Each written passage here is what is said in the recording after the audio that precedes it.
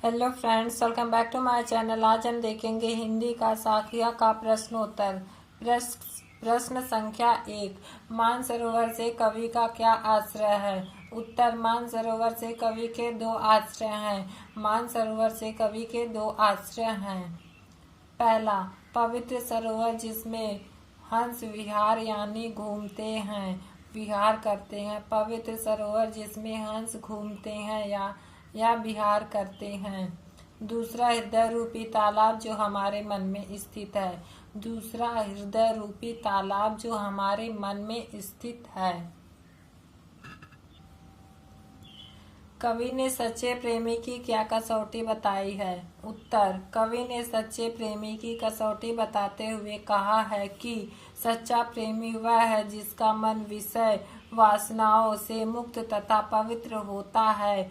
इस पवित्रता का प्रभाव मिलने वाले पर पड़ता है। ऐसा प्रेमी मिलने पर कष्ट सुख में बदल जाता है और पाप नष्ट हो जाता है। कवि ने सच्चे प्रेमी की कसौटी बताते हुए कहा है कि सच्चा प्रेमी वह है जिसका मन विषय वासनाओं से मुक्त तथा पवित्र होता है। इस पवित्रता का प्रभाव मिलने वाले पर पड़ता है। ऐसा प्रेमी मिलने पर कष्ट सुख में बदल जाता है और पाप नष्ट हो जाता है। इस संसार में सच्चा संत कौन कहलाता है? इस संसार में सच्चा संत वही कहलाता है जो पक्ष विपक्ष, जाति, धर्म, संप्रदाय के भेदभाव से दूर रहता है। तर्क वितर्क एवं राम रहीम के चक्कर में न पड़कर प्रभु की सच्ची भक्ति करता है। तीसरे दोहे में कवि ने किस प्रकार के ज्ञान को महत्व दिया है? तीसरे दोहे में अनुभव से प्राप्त आध्यात्मिक ज्ञान को महत्व दिया है। किसी भी व्यक्ति की पहचान उसके कुल से होती है या उसके कर्मों से? तर्क सहित उत्तर दीजिए।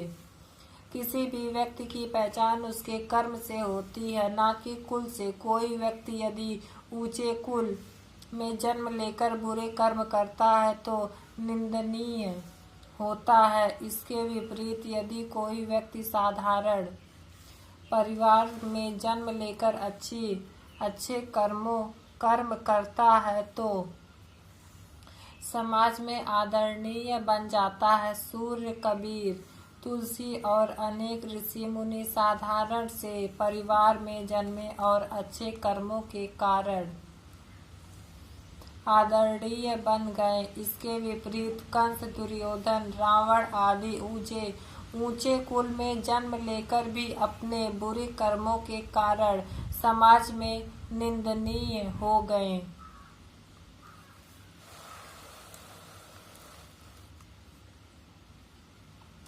अंतिम दो दोहों के माध्यम से कबीर ने किस तरह की संकीर्णताओं की ओर संकेत किया है? अंतिम दो दोहों के माध्यम से कबीर जी ने समाज में व्याप्त धार्मिक संकीर्णताओं और जाति पाति की असमानताओं की ओर संकेत किया है।